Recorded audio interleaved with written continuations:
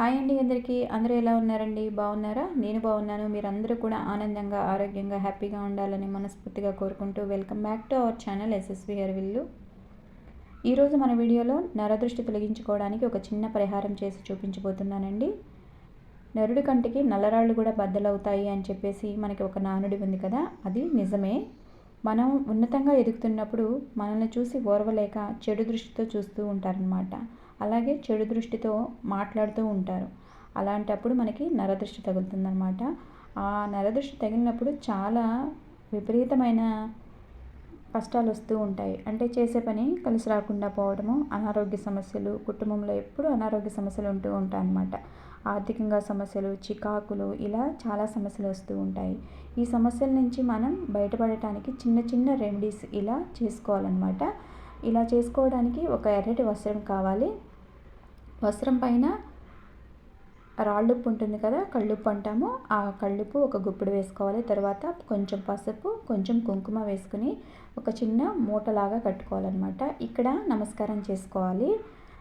Negative energies తీసేసేయమని చెప్పేసి ఉప్పుకు మనం నమస్కారం చేసుకోవాలన్నమాట. ఎటువంటి నెగిటివ్ ఎనర్జీనైనా లాగేస్తుంది రాళ్ళుప్పు కనుక మనం మనస్ఫూర్తిగా చక్కగా నమస్కారం చేసుకోవాలి. ఇలా మూటలాగా కట్టుకోవాలన్నమాట.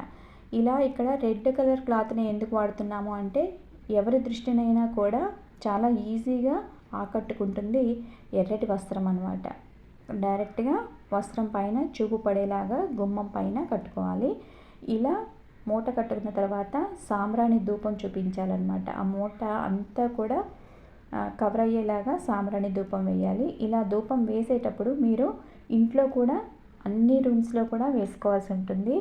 ఈ పరిహారం మీరు గురువారం కానీ, ఆదివారం కానీ, అమావాస్య రోజుల్లో, ఈ 3 రోజుల్లో ఎప్పుడైనా చేసుకోవచ్చండి. ఈవినింగ్ 6 తర్వాత చేయండి. ఈ పరిహారం మంచి ఫలితం ఉంటుంది.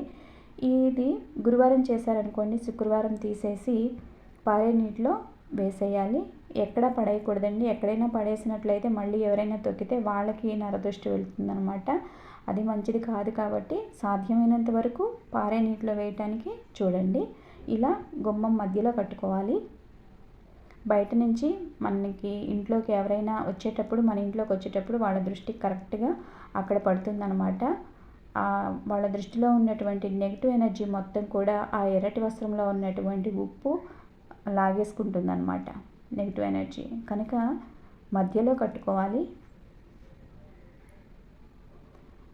మన వీడియో మీకు నచ్చిందని అనుకుంటున్నాను. మీకు నచ్చినట్లయితే లైక్ చేయండి, షేర్ చేయండి, సబ్స్క్రైబ్ చేయడం మాత్రం మర్చిపోవద్దు.